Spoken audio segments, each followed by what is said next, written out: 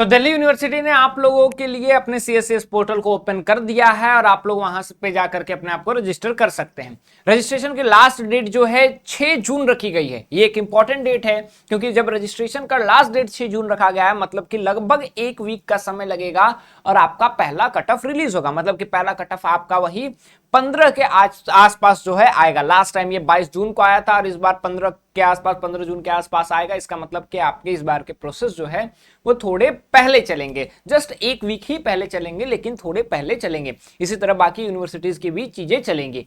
इस वीडियो में मैं बात करने वाला हूं कि कैसे ये कंप्लीट प्रोसेस चलता है एडमिशन का और इसमें आपको कहां कहां पे ध्यान रखना होगा।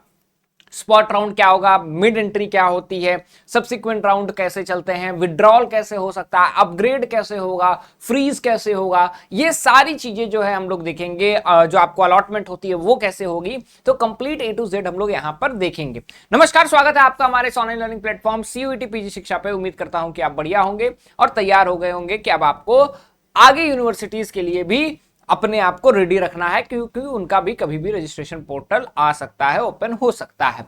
बहरहाल अगर आप इस चैनल पर नए हैं तो सबसे पहले चैनल को सब्सक्राइब कर लीजिए क्योंकि यहां से यूनिवर्सिटी तक का रास्ता जो है हम आपके लिए आसान बनाने वाले हैं क्योंकि फ्री ऑफ कॉस्ट हम आपकी पूरी काउंसलिंग कराने वाले हैं। और आपको ये वीडियो अच्छा लगे तो आप चाहें तो जितना भी शेयर कर सकते हैं। आगे बढ़ते हैं। तो पोर्टल ओपन हो चुका है। आप न्यू रजिस्टर पे जाके application ID, date of birth जाकर के अपने आप को रजिस्टर कर सकते हैं। वो डाटा आपका फेच कर लेगा, ठीक है। मेन इंपॉर्टेंट बात क्या है? मेन इंपॉर्टेंट बात है कि आपके लिए क्या क्या चीजें जरूरी होंगी। तो जरूरी चीजों की बात करें तो आप जब इस बुलेटिन पे आएंगे, ठीक है, बुलेटिन के लिए आपको DU एडमिशन पे आना पड़ेगा। PG CSCS 2025-26 पे आइएगा तो वहां पे आपको ये बुलेटिन मिल जाएगा। इस बुलेटिन में पेज नंबर 4 पे आना है आपको और पेज नंबर 4 पे कुछ चैप्टर्स दिए गए हैं जो आपके लिए इंपॉर्टेंट होने वाले हैं, ठीक है।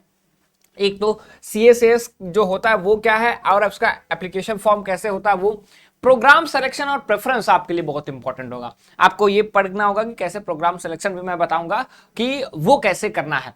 देन आपका एलोकेशन के रूल्स क्या होंगे। बेसिकली रूल्स यही है कि बस आपके वो जो मेरिट है, स्कोर कार्ड है, उसी पे बेस्ड है।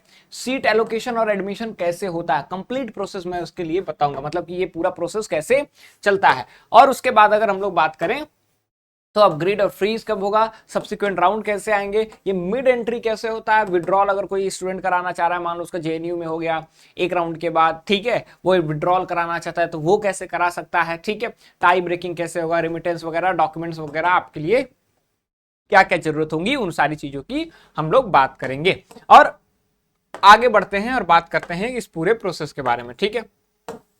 चलो, तो सबसे पहले हम लोग बात करते हैं कि अच्छा ये एब्रिविएशन आप लोग देख लीजिएगा, ठीक है। अब प्रधानमंत्री जो विद्या लक्ष्मी स्कीम है, उस स्टूडेंट का जो लोन वोन वगैरह है उसके बारे में दिया हुआ है। नॉट ऑफ योर यूज, ठीक है। जनरल इन्फॉर्मेशन आपको सबको पता है कि भैया आपको अपने कोई ऐसा तो है नहीं कि जो अपनी एलिजिबिलिटी नहीं है वो एलिजिबिलिटी के बाहर जाकर के कुछ भर देगा। एलिजिबिलिटी के बाहर नहीं भरना, अपनी एलिजिबिलिटी आपने चेक किया होगा जब आपने पेपर कोड दिया होगा, तो यहाँ पे भी आपको एलिजिबिलिटी से ही चेक करना है, ठीक है। आगे जब हम लोग बढ़ेंगे, अगर आपको कोई प्रॉब्लम हो तो फ्रीक्वेंटली आस्क्ड क्वेश्चन में भी आप पूछ सकते हैं, अदरवाइज कमेंट सेक्शन में बताइएगा, मैं आपको कमेंट सेक्शन में बता दूंगा। अब कॉमन सीट अलॉटमेंट जो सिस्टम है वो CSCS का इस बार आपको 250 रुपए लगेंगे जनरल EWS OBC के लिए, ठीक है। SC ST के लिए 100 रुपीज लगेंगे, ठीक है। Candidate should not wait for the last date के लिए वेट मत कीजिए भैया, भर दीजिए 6 जून है ही नहीं कि 5 जून को रात के 9 बजे जाकर के भरना स्टार्ट करेंगे, ठीक है। साइट क्रैश व्रैश कर गई तो हालत खराब हो जाएंगे उस दिन आपके, ठीक है। तो एप्लीकेशन फॉर्म में पर्टिकुलर प्रोग्राम आपको कंसिडर करना होगा। क्या करना होगा, एप्लीकेशन फॉर्म में particular programme will be considered completely only after realisation of application fee, ठीक है। अगर आपका एप्लीकेशन फी पूरी तरह से फिल्ड रहेगा तभी भैया आपको आगे कंसिडर किया जाएगा। और कैसे ये पूरा चलेगा, तो सिस्टम 3 बेसिस पे चलता है। क्या है, आपको सबसे पहले यूनिवर्सिटी ऑफ दिल्ली पे अप्लाई करना पड़ेगा, आपको प्रेफरेंस सेलेक्ट करना पड़ेगा। प्रेफरेंस सबसे इंपॉर्टेंट है। मान लो मुझे पॉलिटिकल साइंस करना है, ठीक है, मास्टर्स इन पॉलिटिकल साइंस करना है। अब मैं क्या करूंगा, सबसे पहले मैं नॉर्थ कैंपस जो है वहां का डिपार्टमेंट ऑफ मेन कैंपस जो है वो सिलेक्ट कर लूंगा, ठीक है। तो ये कैसे लिखाएगा, ये पॉलिटिकल साइंस ऐसे लिखाएगा, पॉलिटिकल साइंस DMC, ठीक है। उसके बाद अगर मुझे करना होगा तो प्रोग्राम पहले क्या लिखाएगा, प्रोग्राम लिखाएगा, पॉलिटिकल साइंस मेरा प्रोग्राम है, और फिर हिंदू कॉलेज मैंने लिख दिया, ठीक है। फिर पॉलिटिकल साइंस मेरा प्रोग्राम है, उसके बाद मैंने यहाँ पे सेंट स्टेफन लिख दिया, ठीक है। उसके बाद ऐसे ऐसे आप अपना प्रेफरेंस सेलेक्ट करेंगे, ठीक है, कि आपका प्रेफरेंस क्या है। प्रेफरेंस सिलेक्शन के बाद आपके लिए एक इंपॉर्टेंट पार्ट आ जाता है लॉकिंग ऑफ द प्रेफरेंस, कि लास्ट डेट जब बंद होने वाला रहता है उससे पहले आपके पास एक मौका रहता है कि आप इस प्रेफरेंस को आगे पीछे कर सकते हैं। लेकिन एक बार अगर आपने इस प्रेफरेंस को लॉक कर दिया तो फिर आप जो है इस प्रेफरेंस को आगे पीछे नहीं कर सकते। तो preference is very important for you, ठीक है। उसके बाद करें तो एलोकेशन होता है कि भैया आपको एलोकेट किया जाएगा कि मान लो तुम्हारे लिए थर्ड वाला प्रेफरेंस अलॉट कर दिया गया, थर्ड अलॉट कर दिया गया, तुमको चाहिए फर्स्ट वाला, तो तुम क्या करोगे, तुम फी पेमेंट तो करोगे, ठीक है, तुम फी पेमेंट तो करोगे, लेकिन उसको जो है पहले तो वो तुम्हारा वेरिफिकेशन वगैरह करेंगे, उसके बाद जो है तुमको जब फाइनल फी पेमेंट का लिंक आएगा, फी पेमेंट करोगे, उसके बाद तुमको ये अपग्रेड पे डाल देना होगा। क्या करना होगा, अपग्रेड पे डाल देना होगा। जब अपग्रेड पे डाल दोगे तो बेसिकली ये क्या होगा, ये आगे फर्दर अपग्रेडेशन के लिए चल जाएगा। अगर आपके मेरिट अच्छे रहेंगे तो आपको यहां तक अलॉटमेंट हो जाएगी, ठीक है। तो एलोकेशन के बाद आपको फी पेमेंट करना पड़ता है, इसके बाद बेसिकली आपका अपग्रेड का प्रोसेस चलता है या फिर फ्रीज का चलता है, ठीक है। अगर आपको फ्रीज नहीं करना, पहला ही मिल गया तो फ्रीज तो ऑटोमेटिक हो जाता है, ठीक है। तो इस तरह से आपके सिस्टम्स चलते हैं, ठीक। आगे बात करते हैं, ठीक है। नेक्स्ट कह रहा है कि एप्लीकेशन फॉर्म में आपके जो सारी चीजें हैं वो जो एप्लीकेशन फॉर्म नंबर है सीयूईटी का, ठीक है, is mandatory for registering CUET PG CSS portal में मैंडेटरी रजिस्टर करना। Name, signature and photograph of the candidate will be auto integrated with the CUET PG portal. जो मैंने आपको कहा था कि कुछ चीजें वो डायरेक्टली वहां से फेच कर लेता है, तो वो क्या क्या है, नेम, सिग्नेचर एंड फोटोग्राफ आपको कर लेगा। इंपॉर्टेंट डॉक्यूमेंट्स की लिस्ट में ये देगा, लेकिन आपका वो नेम, फोटोग्राफ, सिग्नेचर ऑटोमेटिक वो फेचअप कर लेता है। आपको करना क्या रहेगा, आपको अपना जो है कंप्लीट करना रहेगा प्रोफाइल, अपने अप्लाई प्रोग्राम के लिए करना होगा, रजिस्ट्रेशन को पेमेंट करना होगा। तो सबसे पहले आप अपना क्या करेंगे, प्रोफाइल कंप्लीट करेंगे कि भैया कहां से पढ़े हो, 10th कहां से है, 12th कहां से है, 10th की मार्कशीट दो, 12th की मार्कशीट दो, फिर इसको मिला लेंगे वहां से। फिर आप काउंसलिंग के लिए जब फिजिकल वेरिफिकेशन के लिए जाओगे वहां से मिलाएंगे कि आपके पास सर्टिफिकेट है या नहीं है। ये सारी चीजें ये लोग देखेंगे, ठीक है। फिर आप जब सारी चीजें कर लेंगे, अपना रजिस्ट्रेशन प्रोसेस आगे बढ़ा देंगे, तो ये आगे चलेंगे। न्यू रजिस्ट्रेशन पे आपको जाना है। न्यू रजिस्ट्रेशन मैंने आपको बताया कि क्लिक करना है, वहां पे आगे बढ़ना है। सीयूईटी पीजी में application number, name, date of birth, email ID या मोबाइल नंबर जो है ये आपको ध्यान से जो है एक बार चेक कर लेना होगा कि सारी चीजें सही है या नहीं, क्योंकि ये आपका पुराना डाटा से ही फेच कर के आपको देगा, ठीक है। और सक्सेसफुली आप रजिस्टर कर लेंगे तो ओटीपी आपके फोन पे जाएगा, जैसा कि होता है। प्रोफाइल सेक्शन को आपको भरना होगा, ठीक है। Once the personal profile is submitted and lock, जब से आप पर्सनल प्रोफाइल सबमिट और लॉक करेंगे आपका चेंज नहीं होगा, जैसे parent name, category, gender, email, mobile number, bank details, ठीक है।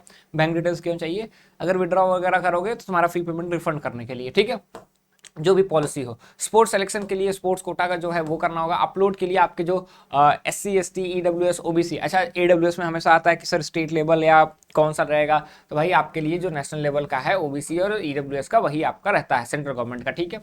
और नो अंडरटेकिंग, आपके लिए अंडरटेकिंग नहीं रहेगा इन सब डॉक्यूमेंट्स का जो ऊपर इन्होंने मेंशन किया है, आपको ये देना ही देना होगा, ठीक है। अंडरटेकिंग का यहाँ कोई सुविधा नहीं देते हैं, ठीक। कहता है प्रीव्यू आप एक बार कर लेंगे और उसके बाद सबमिट एंड लॉक करके आप आगे बढ़ देंगे। यहीं पे आपको ध्यान देना होगा, जब आप सबमिट एंड लॉक करेंगे तो यहीं पे आपका जो प्रेफरेंस वगैरह है, आपके जो डिटेल्स वगैरह हैं वो लॉक हो जाएंगे और you cannot further make changes in that.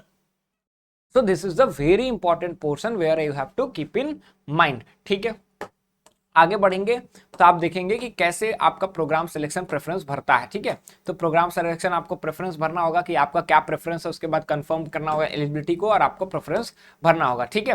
Best interest candidate maximum number of the preference, आपको जितना प्रेफरेंस भरना है मैक्सिमम भर सकते हैं, ठीक है। जितने कोर्सेज कॉलेजेस हैं ऑफर किए जाते हैं आप उस हिसाब से भर सकते हैं, ठीक है। प्रेफरेंस को कंफर्म कर दीजिएगा, उसके बाद वो भी लॉक हो जाएगा और फर्दर आप उसको एडिट नहीं कर सकते। लिख रहा है editing of the preference list after the submission of the fee of that particular जो है नॉट अलाउड, कि आपने एक बार लॉक कर दिया, फी पेमेंट कर दिया तो आप नहीं कर पाएंगे, ठीक है।